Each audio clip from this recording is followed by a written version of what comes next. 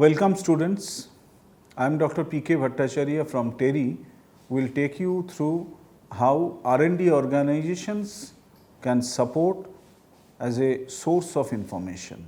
Now today's in course outline we will talk about more on research ecosystem and role of R&D organizations as information centers, what are different types of national information centers, what kind of role research libraries who are attached to these R&D organizations, they play in promoting research activities, and then user centric service what they are bringing out. So with this let us first understand that in the if we consider that organizations are into several types of organization, so research and development and research library are discussion topic today. Besides, there are academic, government, commercial, learned societies, international bodies, several types of organizations are there. Now first of all we understand what research ecosystem is. Now in university or in any research institute, lot of educational materials are there, and such education actually help somebody to gain knowledge from basic to higher education and to vocational skills development, proof of different kind of quality they develop as a part of that education. Now when such education is complete, so they start conducting research. So there could be fundamental or different kind of applied research and different kind of doctoral research as a patent as output, or different other research papers could be coming as a output. So that is a research is going on. Now that research leads to innovation. From different type of research, some could be applied into different type of innovative practices, and when industry collaboration happens, such innovation actually develop different type of prototype in the research organization or maybe within an incubation system, and after that innovation comes into the industry for mass scale production, prototype to scale up into the commercial production, and innovative products and services are coming out. Now if this is the research ecosystem, let us understand role of library is there in the education part, there in the fundamental research when they are carrying out or they are doing their doctoral research, and also during the innovation step when advanced application based research are being carried out. So information has a critical role there also. So in these three components, information is important, and that is the reason, and these three components are primarily done in a research organization, and that is the reason research organizations are actually major source of information, as we can see. Now information play therefore significant role in translating research into innovation, into commercialization, and information are there in the R&D organizations because they are creator of different kind of knowledge dimensions and knowledge assets, knowledge they create, and that is the reason they are of immense value in carrying out this translational change, transformational change.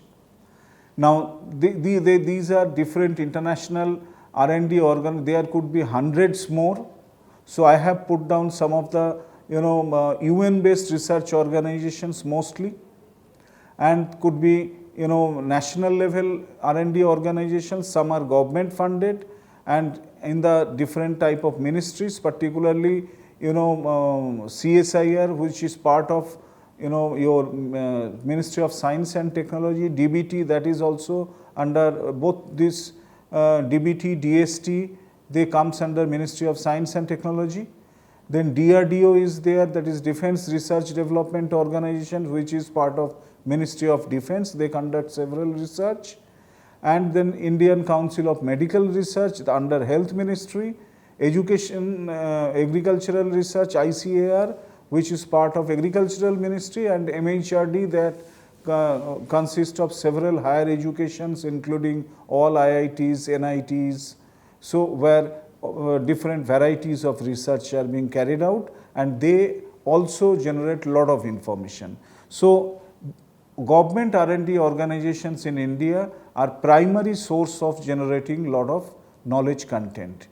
There are several autonomous and private bodies also, like IISc Bangalore, which is one of the premier source of knowledge. So in the social science dimension, ICSSR is there. Development research, in the development sector you can find IGIDR, and then in the economic field IEG and NCAER, the ICRIER is also there. TERI, where I belongs to, is basically in the area of energy and environment they conduct research. Tata Institute of Fundamental Research, TIS, is a social science body. So these are premier research organization in India which are actually either private or autonomous. Now let us understand role of research organization as knowledge center.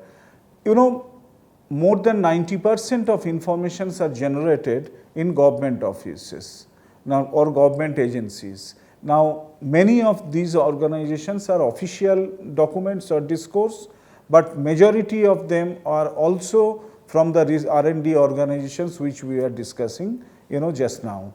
R&D organizations are the information consumer also, because they not only generate information, but they also consume lot of information to conduct research, conduct studies, so that your different type of information can be coming out as part of the research output.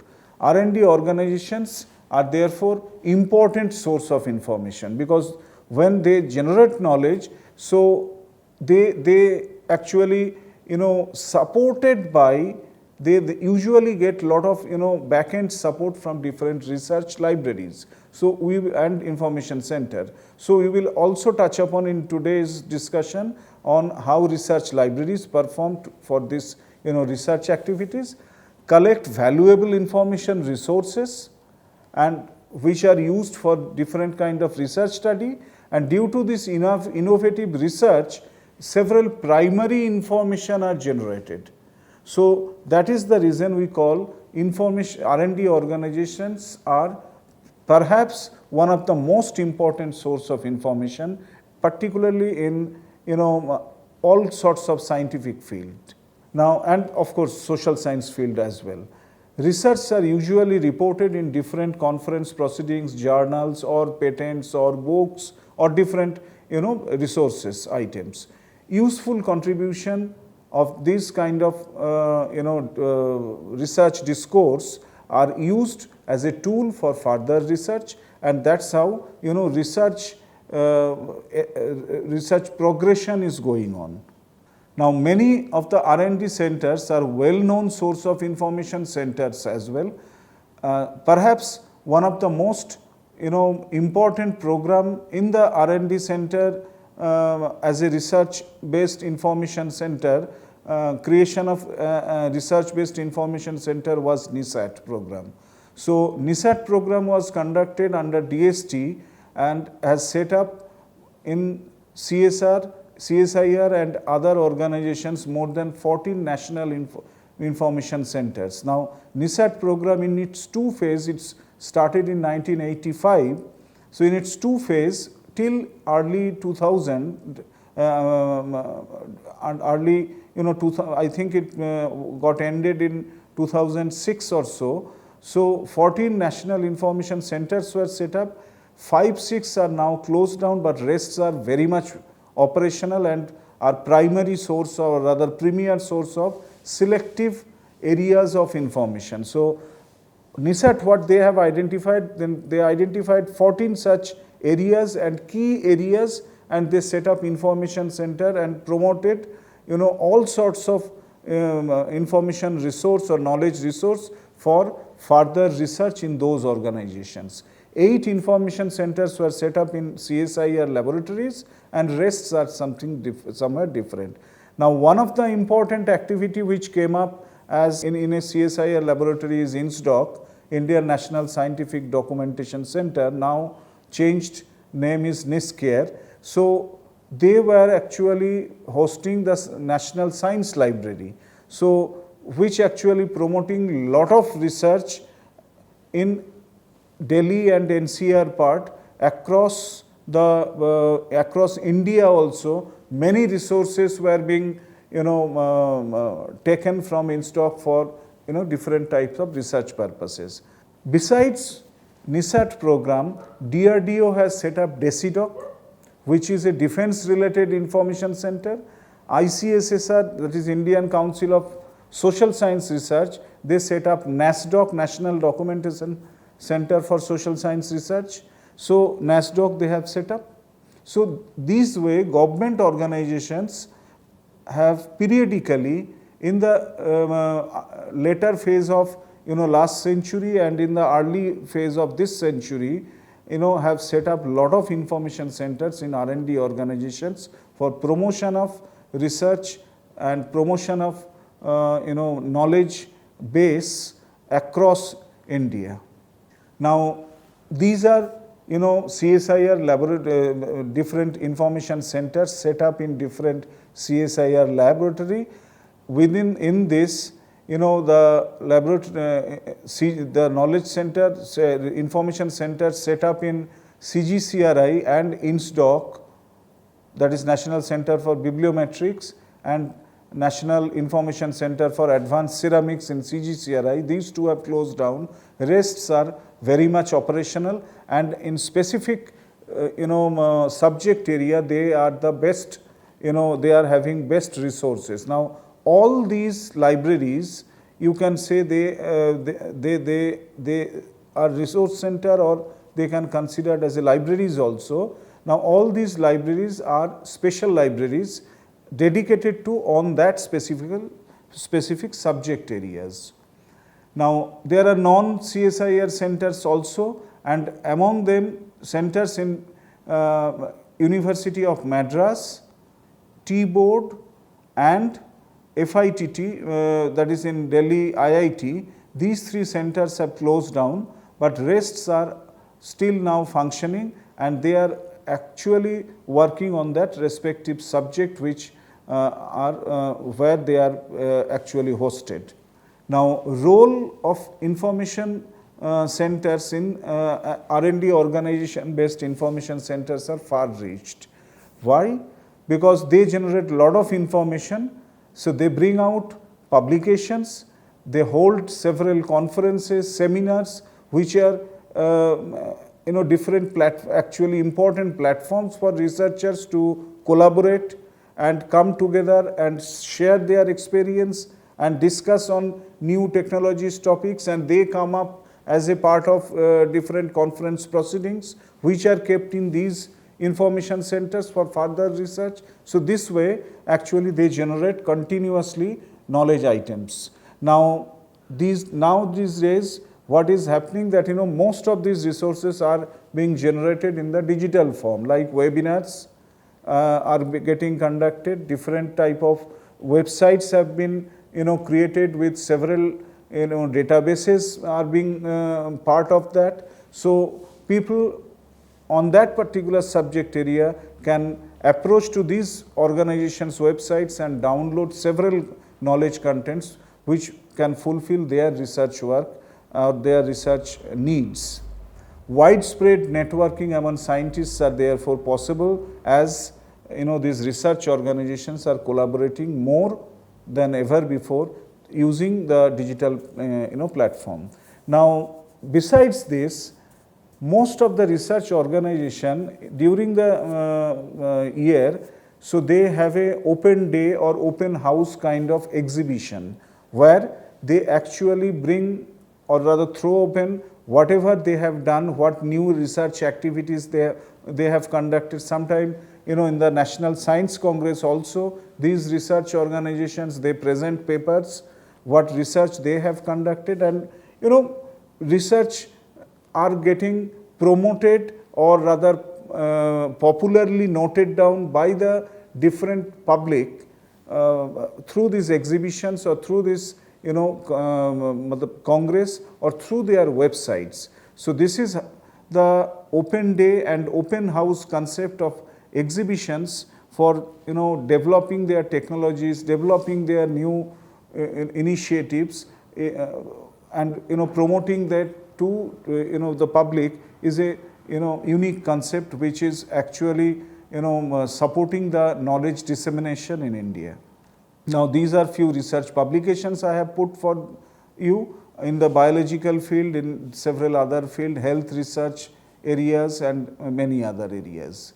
Now research organizations, as I was telling you, that they have lot of information resources which are actually hosted in their research libraries.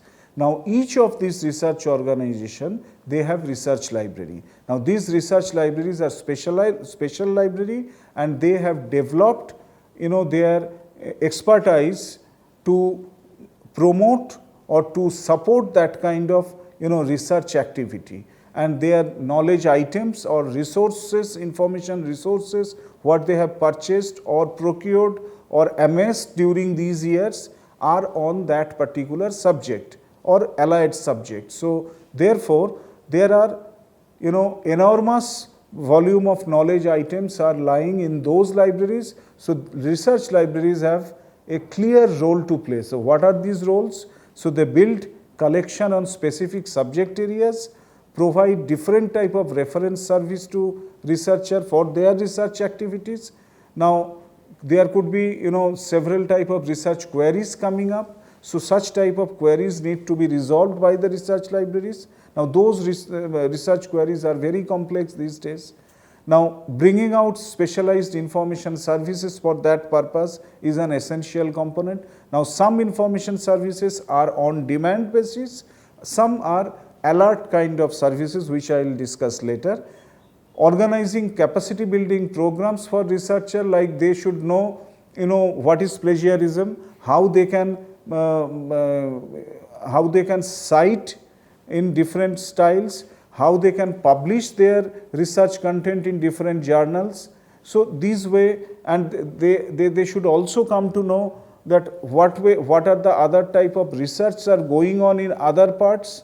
And they also there are some research organizations where academic classes are also going on. So these research libraries provide support to those through tutorial etc. to those faculty members as well.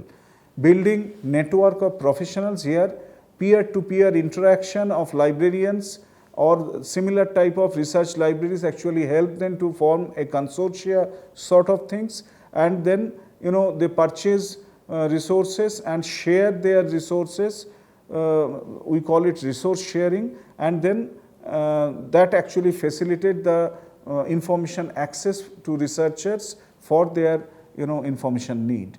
Training of staff is therefore very vital in these research libraries, because several type of questions you can only answer with specialized skill set like information analysis or synthesis, bringing out several type of new products. That is only possible when you have sufficient training on that aspects.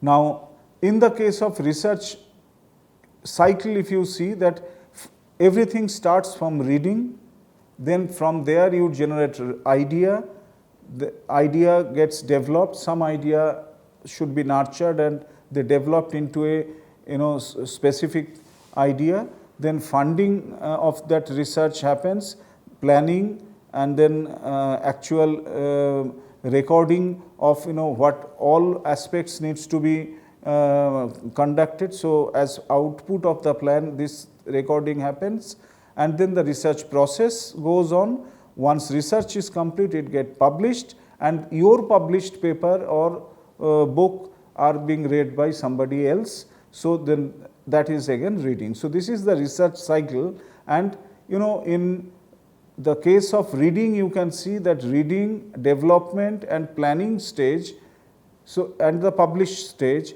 So in these four areas, research libraries are actually very well integrated in these research organizations. So, in a research library, research translated should be translated into learning. So, that is the reason research libraries, you know, they basically put lot of stress on, you know, content, and from there how that content should be, you know, providing different type of services, library services, so that people learn a lot. And of course, you have to put you know, your knowledge content in different spaces. So, therefore, space is another issue in these research libraries, and then from there different type of research services like research in progress, you know, different announcement, etc. comes up. Now, different information resource what exists in research library is fact finding resource like, you know, dictionaries, encyclopedia, handbooks, directories, those different statistical tables on that specific areas, research areas. So, those things are there either in the form of a soft copy or hard copy, or maybe in the form of a database as well. Then research searching tools, literature searching tools. So, literature search tools like, you know, different type of databases, different type of search strategy form. So, such type of tools like, you know, different use of different databases, use of cataloging and classification system. So, they are actually supporting the research, you know, tools. Specialized resources like report, pamphlet, standard, patents. So, these are part of research libraries, different reference books, proceedings, subject specific journals in print. Always online databases are preferred these days like e-journals, different statistical databases. So, these are part of, you know, research libraries. So, altogether that promote the, you know, research. But these days when, you know, most of the resources are to be accessed from home as part of the you know, corona induced lockdown and all those issues. So, remote access tools are being used by these research libraries to large extent to promote all these, you know, information resources purchased or otherwise acquired by them to their respective researchers. Now, research library provides several type of information services which are supportive to research. Now, for that they normally receive directional queries, which is like geographical queries or some historical facts, trends of statistical data, such kind of thing, or maybe different university courses, what is happening. Sometimes, you know, different training programs or conference related information and where it is happening, all these type of directional queries they receives. So, these are resolved by them. They also resolve complex subject related queries like very long range reference queries where multiple days are spent to cater some prepare some digest or some research type report, taking documents from several, you know, books, journals, databases. So, such type of long range reference services are provided. Different print collection and web databases they use. They provide user education to start using those databases. Several referral services are provided where different experts who are well known to these research libraries on that particular subject are being, you know, provided. Then information analysis and synthesis is another kind of service where different resource items or information resources are scanned, some items are, you know, recorded and then synthesized into the form of a consolidated report, repackaged and supplied to different researcher for their purpose. Different user centric service like current awareness service, SDI service, different index abstract service, you know, developing digital repositories, several in-house databases, developing research in progress, research guides, compiled reports, research data analysis. Such type of services are also being provided by this research library for research promotion. Now, this is example of digest service. In TERI we developed, Tidy. Similar type of digest service are available elsewhere as well. Now, University of Pretoria in South Africa, they had developed a wonderful research guide put in their website, where a researcher can get all sorts of information on their specific subject area. So this is a specific kind of research promotion, not only to people of university, but also to outsiders. Research reports, as I was telling, they are being brought out in a lucid languages they developed, and in a very very eye-catchy form. People prepare such kind of report using different data analysis, and recommendations are there. Some statistical reports are also developed by different research organizations with support from libraries, in the form where library provides statistical data, and such research reports are prepared. Similarly, research libraries, since they are doing different kind of information activities, user orientation and education is one of the important criteria. So periodically such kind of educational programs are happening, so where either online or in offline mode, users are told what kind of services are available in libraries, how they can access those resources from library, and what way the library can benefit them in different kind of research activity. Now, in recent days, research libraries are also engaged in knowledge management activity, where tacit knowledge of researchers are captured, and also research data are captured, and different kind of knowledge repositories are built based on that. Could be research report repository, different proposals, different subject related research data related repositories. Such type of repositories are developed, and such reports or rather developed repositories help them to write several lessons learned report, or different kind of learning tools they develop, so that researchers, they get benefited, as well as when you put as in the public domain, public also get benefited. So these are actually you can call as a decision support tool for several types of innovation. Now, as I was telling, that research data collection and analysis is one of the important component these days. So this is a cycle where data creation, then after that data processing happens, then data analysis happens, then some data you may be reject. So the data which are of relevance needs to be preserved, and then provide access using some tools, software tools, or maybe in a hard copy form, give access to those resources. And finally, based on that data access, people will use such research data for further research progress and all.